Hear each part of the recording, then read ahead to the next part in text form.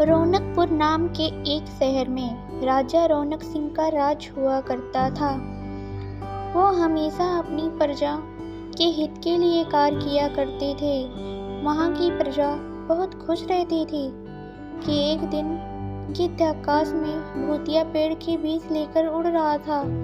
जैसे ही गिद्ध रौनकपुर पहुँचा तो उसके मुंह से एकदम बीज रौनकपुर के बीचों बीच गिर गया। बीज भूतिया था, इसलिए अगले ही दिन वो पौधा बन गया। वहाँ की निवासियों ने जब पौधे को देखा तो हैरान रह गए, क्योंकि पौधे का रंग काला था।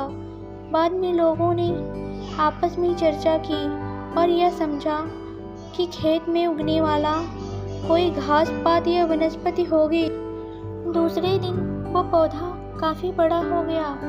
लोगों को और ज़्यादा दुविधा हुई कि एक ही दिन में ये पौधा इतना बड़ा कैसे हो गया। होते होते वो पौधा तीसरे दिन पेड़ बन गया। समय बीता और लोग भी तेज़ी से बढ़ने वाले पौधे के बारे में सोच सोचकर परेशान हो रहे थे। वो इस मामले को राजा के पास लेकर गए। ऐसे जादुई पौधे का पता चलते ही राजा तुरंत उस जगह पर पहुंच गए। राजा को जैसे ही पता चला कि एक काले रंग का पौधा 3 दिन में पेड़ बन गया है, तो वो भी उस पेड़ को हैरानी से देखने लगे। राजा उस पेड़ के पास चौथे दिन पहुंचे थे और तब तक पेड़ और बड़ा हो चुका था। वो इतनी तेजी से फैला था कि किसी को यकीन ही नहीं हो रहा था। राजा समझ गए थे कि ये जरूर जादू टोना होगा। इसी सोच के साथ राजा ने घोषणा कर दी कि जो भी इस पेड़ को खत्म करेगा उसे वो इनाम के तौर पर 1000 सोने के सिक्के देंगे।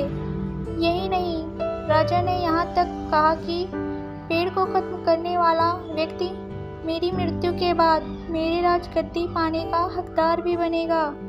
इतनी बड़ी घोषणा सुनने के बाद हर कोई पेड़ खत्म करने के बारे में सोचने लगा। राजा के सारे चतुर मंत्रियों ने भी तरकीब लगाई, लेकिन पेड़ को कोई भी नष्ट नहीं कर पाया। किसी ने पेड़ के आसपास आग लगवाई तो एक मंत्री ने उस भूतिया पेड़ को हाथियों से खिंचवाया, लेकिन पेड़ को कुछ भी ना हुआ। अब लोगों के मन में डर बैठ गया और उन्हें लगा कि पक्का यह ऐसा वैसा नहीं बल्कि भूतिया पेड़ है। तभी उस गांव के एक समझदार व्यक्ति को राजा की घोषणा का पता लगा। जानकारी मिलते ही वह अपने गुरु के पास भूतिया पेड़ से जुड़े रहस्य को जानने के लिए पहुंच गया। गुरु जी ने अपनी ध्यान की शक्ति को एकत्र करके देखा और उससे पूछा, क्या तुम पेड़ को खत्म करना चाहते हो? समझदार व्यक्ति ने जवाब दिया, हाँ गुरुजी, सब उससे परेशान हैं। गुरुजी ने बताया कि उसे खत्म करने का एक ही तरीका है। इसके लिए तुम्हें उस पेड़ के आसपास नमक डालना होगा। इस तरकीब के बारे में जानते ही वो व्यक्ति तेजी से राजा के पास गया और कहा कि इस पेड़ के आसपास आपको नमक डलवाना होगा। ऐसा करने पर ही यह पेड़ खत्म होगा। राजा ने अपने सैनिकों को ठीक ऐसा ही करने को कहा। सैनिकों ने मिलकर पेड़ के चारों ओर खूब सारा नमक डाल दिया। नमक डालने के बाद ही पेड़ का आकार कुछ कम हुआ। होते होते 5वें दिन तक पेड़ एकदम छोटा हो गया। उसके बाद गलकर वो गायब ही हो गया। उस व्यक्ति की तरकीब काम कर गई और राजा ने खुश होकर उसे इनाम के 1000 सोने की मोहर पहले दी। उसके बाद एक पत्र दिया जिसमें लिखा था कि वो राजा के मरने के बाद उनकी गद्दी को संभालेगा।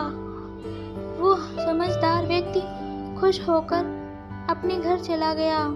तो दोस्तों, इस कहानी से हमें यही सीख मिलती है, ऐसी कोई मुसीबत नहीं होती जिसका समाधान ना किया जा सके।